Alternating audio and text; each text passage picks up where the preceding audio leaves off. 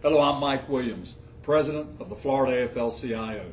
We're across the street from the state capitol, preparing for the next 60 days of the Florida legislative session. Working families will face many challenges over these next 2 months. One of the toughest battles is the attack on public employees, public education, and teachers.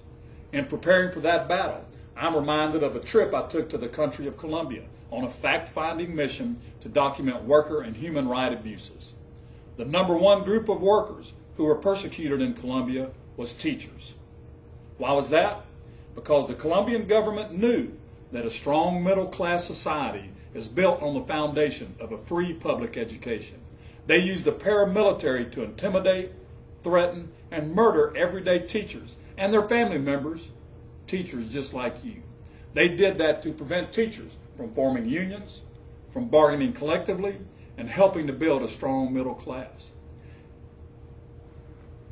Instead of using rifles and death threats, this Florida legislature is using politics and legislation to meet the same ends.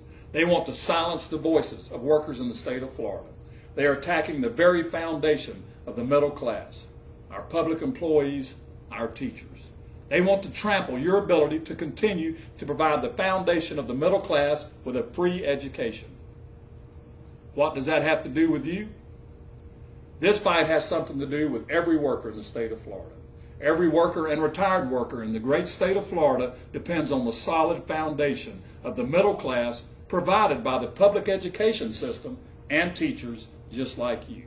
It's time to stand up and fight back, and I challenge you to do so. Don't sit back and let this legislature keep you from exercising your constitutional rights. Don't let them keep you from being in a union. Don't let them keep you from fighting for the middle class. This is a fight for freedom against the tyranny of Florida's highly politicized legislative process.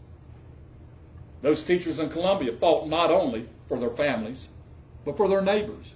They fought for students they may never again teach, and for the teachers they may never know.